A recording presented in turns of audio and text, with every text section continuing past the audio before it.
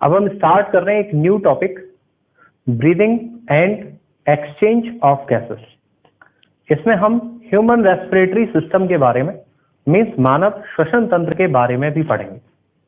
ये एक important topic है क्योंकि इससे हर साल 3 to 4 क्वेश्चन नीट में आते हैं। सबसे पहले हम 2 वर्ड के बारे में पढ़ेंगे। उनमें से एक है रेस्पिरेशन मीन्स श्वसन और दूसरा है ब्रीदिंग मीन्स संवादन। तो रेस्पिरेशन क्या है? रेस्पिरेशन मीन्स फूड का ऑक्सीडेशन और उससे एनर्जी और CO2 का निकलना, ये कहलाता है रेस्पिरेशन। मीन्स भोजन के ऑक्सीकरण द्वारा ऊर्जा का बनना एवं एक हानिकारक पदार्थ CO2 का निकलना, ये कहलाता है श्वसन। श्वसन क्यों जरूरी होता है? क्योंकि हम जानते हैं हमारे शरीर की विभिन्न क्रियाओं को करने के लिए ऊर्जा की आवश्यकता होती है और उसी ऊर्जा को बनाने के लिए श्वसन की आवश्यकता होती है। तो हम ये समझ सकते हैं कि फूड के ऑक्सीडेशन से एनर्जी का लिबरेट होना और CO2 का निकलना, ये कहलाता है रेस्पिरेशन। रेस्पिरेशन एक कैटाबॉलिक प्रोसेस होती है। कैटाबॉलिक प्रोसेस मीन्स अपचय क्रिया। अपचय या कैटाबॉलिक प्रोसेस वो प्रोसेस है जिसमें भोजन के बड़े अणुओं को छोटे छोटे अणुओं में तोड़कर ऊर्जा का उत्पादन किया जा रहा है। इस प्रक्रिया का नाम है कैटाबॉलिक प्रोसेस। तो रेस्पिरेशन एक कैटाबॉलिक प्रोसेस है जिसमें ऑक्सीजन का उपयोग करके कार्बनिक पोषक पदार्थों मीन्स ऑर्गेनिक न्यूट्रिएंट जैसे ग्लूकोज का परोक्ष रूप से तोड़ना हो पाता है। परोक्ष रूप से टूटने का मतलब है इनडायरेक्टली ब्रेक डाउन। क्यों हम वर्ड यूज कर रहे हैं इनडायरेक्टली? क्योंकि हम जानते हैं कि एनर्जी को हमारे शरीर में बनाने के लिए 3 प्रोसेस काम में आती हैं। पहला ग्लाइकोलाइसिस, दूसरा क्रेब्स चक्र, तीसरा इलेक्ट्रॉन ट्रांसपोर्ट सिस्टम। ये आपको बॉटनी में पढ़ाया जाएगा। इसी वजह से यहां वर्ड यूज किया जाता है इनडायरेक्टली।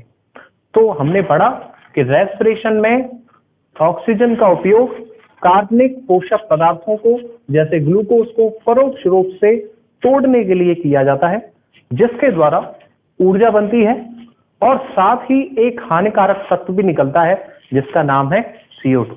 ये क्यों हानिकारक है, ये इसी चैप्टर में हम आगे पढ़ेंगे। तो ये तो था रेस्पिरेशन। अब आते हैं ब्रीदिंग में। ब्रीदिंग में 2 प्रक्रिया सम्मिलित होती हैं। पहला इंस्पिरेशन मीन्स अंतःश्वसन और दूसरा एक्सपिरेशन मीन्स बहिर्श्वसन। इंस्पिरेशन वो प्रोसेस है जिसमें वातावरणीय वायु को शरीर के अंदर लिया जाता है। मीन्स एनवायरमेंटल एयर का अंदर आना लंग्स की कूपिकाओं में, वो कहलाता है इंस्पिरेशन। जबकि एक्सपिरेशन का मतलब है कूपकीय वायु का बाहर निकलना। मीन्स सेकेंड प्रोसेस एक्सपिरेशन में एल्वियोलर एयर एक्सपेल आउट हो जाती है, मीन्स बाहर निकल जाती है। तो इन दोनों प्रोसेस को मिलाकर बोलते हैं ब्रीदिंग। ब्रीदिंग को ही हम कॉमनली रेस्पिरेशन भी बोलते हैं। इसका रीजन ये है क्योंकि रेस्पिरेशन में फूड के ऑक्सीकरण के लिए जो ऑक्सीजन चाहिए वो इंस्पिरेशन के थ्रू ही एनवायरमेंट से हमारी बॉडी में आती है। साथ ही इस CO2 को बाहर निकालने के लिए हमें बहिर्श्वसन की जरूरत पड़ती है। इसका मतलब श्वसन में जो प्रक्रिया चल रही है उसके लिए ब्रीदिंग की रिक्वायरमेंट होती है। इसी वजह से ब्रीदिंग को कॉमनली रेस्पिरेशन बोला जाता है। रेस्पिरेशन की अवस्थाओं के बारे में बात करें तो ये 3 अवस्थाओं में पाया जाता है। फर्स्ट बाहरी मीन्स एक्सटर्नल रेस्पिरेशन, सेकेंड आंतरिक means internal respiration and third कोशिकीय मीन्स सेल्यूलर रेस्पिरेशन। अब हम रेस्पिरेशन के स्टेप और स्टेजेस के बारे में पढ़ेंगे। स्टेजेस तो ये हमें 3 दिख रही हैं, टोटल 5 स्टेप रेस्पिरेशन के होते हैं, उनके बारे में अब हम पढ़ेंगे। 2 वर्ड ब्रीदिंग एंड रेस्पिरेशन को पढ़ने के बाद अब हम पढ़ते हैं रेस्पिरेशन की स्टेजेस के बारे में, मींस श्वसन की अवस्थाओं के बारे में। डॉक्टर जीएस कार्टर ने श्वसन की 3 अवस्थाएं बताई हैं। फर्स्ट एक्सटर्नल मींस बाह्य श्वसन, सेकंड इंटरनल मींस आंतरिक श्वसन और थर्ड सेल्यूलर मींस कोशिकीय श्वसन। तो ये हैं 3 अवस्थाएं, फर्स्ट एक्सटर्नल, सेकंड इंटरनल और थर्ड सेल्यूलर। टोटल 5 स्टेप में जाकर रेस्पिरेशन कंप्लीट होता है। ये जो 5 चरण हैं, ये पांचों चरण यहां पर दिखाए गए। इन 5 चरणों में सबसे पहला जो चरण है वो है gaseous exchange between environment and lungs, means वातावरण और फेफड़ों के बीच में गैसीय विनिमय। ये फर्स्ट स्टेप है। सेकंड स्टेप में कूपिका और रक्त के बीच में गैसीय विनिमय होता है। फर्स्ट स्टेप जिसमें कि वातावरण और लंग्स के बीच में गैसीय विनिमय होता है, इसे बोला जाता है पल्मोनरी वेंटिलेशन, मींस फुफ्फुसीय संवातन। वेंटिलेशन वर्ड का मतलब होता है गैसियस एक्सचेंज, मींस गैसीय विनिमय।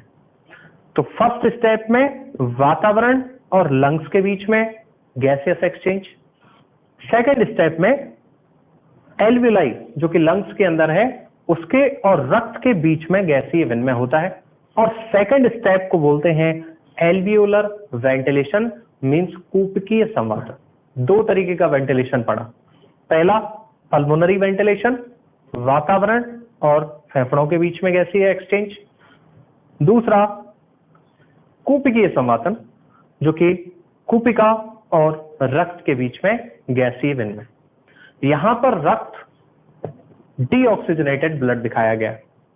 डीऑक्सीजनेटेड ब्लड मींस विऑक्सीजनित रक्त, क्योंकि हम ये जानते हैं कि हमारा हार्ट डीऑक्सीजनेटेड ब्लड को पंप करके लंग्स के पास भेजता है और लंग्स पर गैसियस एक्सचेंज के थ्रू इस विऑक्सीजनित रुधिर को ऑक्सीजनित रुधिर में बदल दिया जाता है। इसी वजह से यहां पर लिखा गया है डीऑक्सीजनेटेड ब्लड। तो 2 स्टेप हमारे कंप्लीट हो गए। अब जैसे ही यहां पर गैसेस एक्सचेंज होगा, अब ये जो ब्लड है ये चेंज हो जाएगा ऑक्सीजनेटेड ब्लड में, और ये रक्त इन गैसेस को परिवहन करने का काम करेगा। हम यहां पर एक गैस की बात नहीं कर रहे, हम गैसों की बात कर रहे हैं। इसका मतलब रक्त ऑक्सीजन को ले जाने का और CO2 को लाने का, तो दोनों साइड में ऑक्सीजन ले जाना और CO2 लेकर आना, तो रक्त जो है वो गैसों का परिवहन करने का काम करता है। ये होता है थर्ड स्टेप। अब आते हैं फोर्थ स्टेप पे।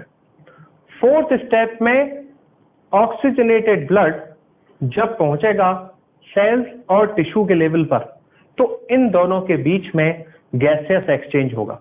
ये है फोर्थ स्टेप। फोर्थ स्टेप में ऑक्सीजनित रक्त और कोशिका या ऊतक के बीच में गैसीय विनिमय होता है। 3 तरीके का विनिमय हमने पढ़ा। पहला वातावरण और फेफड़ों के मध्य, दूसरा कूपिका और विऑक्सीजनित रुधिर के मध्य, तीसरा ऑक्सीजनित रुधिर और सेल्स या टिश्यूज के बीच में। अब आते हैं फिफ्थ स्टेप पे। जब ये ऑक्सीजन इन कोशिकाओं या ऊतक के पास पहुंच जाएगी, तो कोशिकाओं या ऊतक के लेवल पर फूड को इस ऑक्सीजन के द्वारा ऑक्सीकरण किया जाएगा। इससे ऊर्जा उत्पन्न होगी और साथ में CO2 बनेगी, और इस तरीके के श्वसन को बोलते हैं कोशिकीय श्वसन। मतलब ये थर्ड स्टेज के बारे में बताया गया। तो टोटल 3 स्टेज इन 5 स्टेप में जाकर कंप्लीट होती है। पहली जो स्टेज है ये फर्स्ट पॉइंट है, पल्मोनरी वेंटिलेशन। इसी को एक्सटर्नल रेस्पिरेशन या इसी को ब्रीदिंग बोलते हैं। थर्ड जो सेल्यूलर रेस्पिरेशन है वो फिफ्थ स्टेप में दिखा रखा है। तो बची हुई सेकंड, थर्ड और फोर्थ जो स्टेप है उसको मिलाकर बोलते हैं इंटरनल रेस्पिरेशन। इस तरीके से ये श्वसन में 5 चरण होते हैं। अब हम पढ़ेंगे डिफरेंट एनिमल्स में रेस्पिरेटरी ऑर्गन्स के बारे में। अब हम पढ़ते हैं डिफरेंट एनिमल्स में रेस्पिरेटरी ऑर्गन, विभिन्न प्राणियों में श्वसन के अंग के बारे में। अकॉर्डिंग टू एनसीईआरटी विभिन्न जीवों में श्वसन की क्रिया भिन्न भिन्न प्रकार की होती है और ये 2 चीजों पर निर्भर करती है। फर्स्ट, हैबिटेट मीन्स आवास। Second, level of organization means संगठन का स्तर। आवास का मतलब जीव कहां पर रह रहा है और संगठन का स्तर, इससे मतलब होता है कि कुछ जीवों का शरीर तो केवल कोशिकाओं से मिलकर बना है, केवल उनमें कोशिकीय संगठन स्तर पाया जाता है। किसी में कोशिकाओं ने समूह बना लिया तो उनमें ऊतकीय संगठन स्तर मिलता है। किसी में अंग का फॉर्मेशन हो चुका है, ऑर्गन्स बन चुके हैं, तो उनमें ऑर्गन लेवल का ऑर्गेनाइजेशन होता है। जबकि कुछ में, जैसे हमारे अंदर, ऑर्गन सिस्टम तक बन चुके हैं। तो जैसे जैसे संगठन का स्तर चेंज होता है वैसे वैसे जीवों में श्वसन की क्रियाएं भी चेंज होती हैं। मींस उनमें रेस्पिरेटरी ऑर्गन्स भी अलग अलग प्रकार के होते हैं। कैसे? जैसे प्रोटोजोआ, पॉरीफेरा और सिलेंट्रेटा, इनकी बॉडी में या तो केवल कोशिकाएं हैं या फिर कोशिकाओं का समूह ऊतक है। इनमें अंग का निर्माण नहीं हुआ है, इसी वजह से इनमें कोई भी श्वसन अंग उपस्थित नहीं होता। तो फिर इनमें श्वसन की प्रक्रिया किस द्वारा हो रही है? तो इनमें शरीर की सामान्य सतह द्वारा श्वसन की प्रक्रिया होती है, मींस जनरल बॉडी सरफेस के थ्रू। एनेलिडा की बात करें जिसमें केंचुआ आता है, यहां पर त्वचा जो नम होती है उसके द्वारा गैसियस एक्सचेंज होता है। अगर हम आर्थ्रोपोडा की बात करें तो हमने पढ़ा था कि आवास पर भी श्वसन की क्रिया वो निर्भर होती है। तो आर्थ्रोपोडा 2 जगह पाया जा रहा है, एक तो जलीय और दूसरा स्थलीय, मीन्स एक एक्वेटिक और दूसरा टेरेस्ट्रियल। जो थल पर पाए जाने वाले आर्थ्रोपोडा हैं उन्हें बोलते हैं कीट, मीन्स इंसेक्ट। तो जो जलीय आर्थ्रोपोडा हैं उनमें गिल्स के द्वारा रेस्पिरेशन है होता है, जबकि स्थलीय या कीट में ट्रैकियल ट्यूब द्वारा रेस्पिरेशन होता है। जैसे अगर किसी कीट की बॉडी की बात करें तो उनमें सेल्स डायरेक्ट एनवायरमेंट से ट्यूब्स के थ्रू जुड़ी हुई रहती हैं। मींस ट्यूब्स से सीधे ऑक्सीजन वातावरण से इन सेल के पास और इन सेल से सीधे जो है CO2 बाहर चली जाती है। इन कीटों की शरीर पर ये जो नलिकाएं हैं जिन्हें ट्रैकियल ट्यूब बोलते हैं वो एक पोर के थ्रू खुलते हैं जिन्हें बोलते हैं स्पायरेकल, मींस श्वास रंध्र। जैसे हमारा ह्यूमन रेस्पिरेटरी सिस्टम नोज बाहर की तरफ वाय नासा छिद्र द्वारा खुलता है। तो कभी पूछा जाता है कि मनुष्य के वाय नासा छिद्र कीटों में किसके जैसे होते हैं? तो आंसर जाएगा कीटों में पाए जाने वाले श्वास रंध्र या स्पायरेकल के जैसे होते हैं। दूसरा क्वेश्चन जो यहां से आया AIPMT में, वो पूछा गया है कि क्या कीटों में उनके अंदर जो सर्कुलेटरी बॉडी फ्लूइड है, मींस उनके अंदर जो परिसंचरण द्रव्य है, क्या वो ऑक्सीजन या CO2 या फिर गैसों के लाने ले जाने का कार्य करता है? तो आंसर है नहीं, क्योंकि इनमें सीधे ऑक्सीजन सेल के पास और सेल से सीधे CO2 वातावरण में जा रही है। इसमें किसी भी सर्कुलेटरी बॉडी फ्लूइड का कोई रोल नहीं है। क्या हमारे अंदर है? तो हमने अभी पढ़ा था कि हमारे अंदर ये काम ब्लड करता है। अब आते हैं नेक्स्ट, मोलस्का। इनमें गिल्स के द्वारा, फिश में गिल्स के द्वारा ही रेस्पिरेशन होता है। अब आते हैं एम्फीबिया पे, उभयचर। उभयचर में 4 स्ट्रक्चर के थ्रू रेस्पिरेशन होता है। जब वो लार्वा अवस्था में होता है, जिसे टैडपोल बोलते हैं, तो गिल्स को यूज करता है। जबकि एडल्ट स्टेज में लंग्स के थ्रू, मुख ग्रसनी गुहा के थ्रू और त्वचा के थ्रू रेस्पिरेशन होता है। गिल्स से होने वाले रेस्पिरेशन को बोलते हैं ब्रैंकियल रेस्पिरेशन। लंग से होने वाले रेस्पिरेशन को पल्मोनरी या फुफ्फुसीय श्वसन बोलते हैं। मुख ग्रसनी गुहा से होने वाले रेस्पिरेशन को ब्रोंकोफेरेंजियल रेस्पिरेशन या मुख ग्रसनी श्वसन और त्वचा से होने वाले रेस्पिरेशन को क्यूटेनियस रेस्पिरेशन या त्वचीय श्वसन बोलते हैं। यहां से पूछा जाता है कि हाइबरनेशन मींस शीत निष्क्रियता के दौरान मेंढक इन चारों में से कौन सा रेस्पिरेशन करता है? तो आंसर जाएगा त्वचीय श्वसन के द्वारा ही वो केवल जिंदा रहता है। अब आते हैं इससे आगे रेप्टाइल्स, एवीज और मैमल्स। इन तीनों में पाए जाने वाला रेस्पिरेटरी ऑर्गन है लंग्स।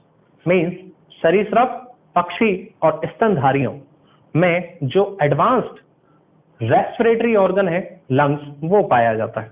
या हम इन्हें इनके फर्स्ट वर्ड से याद रख सकते हैं कि राम में पाए जाते हैं लंग्स। तो हमने विभिन्न प्रकार के श्वसन अंग जो कि विभिन्न एनिमल्स में प्रेजेंट होते हैं उनके बारे में पढ़ा। अब हम ह्यूमन रेस्पिरेटरी सिस्टम के बारे में पढ़ेंगे।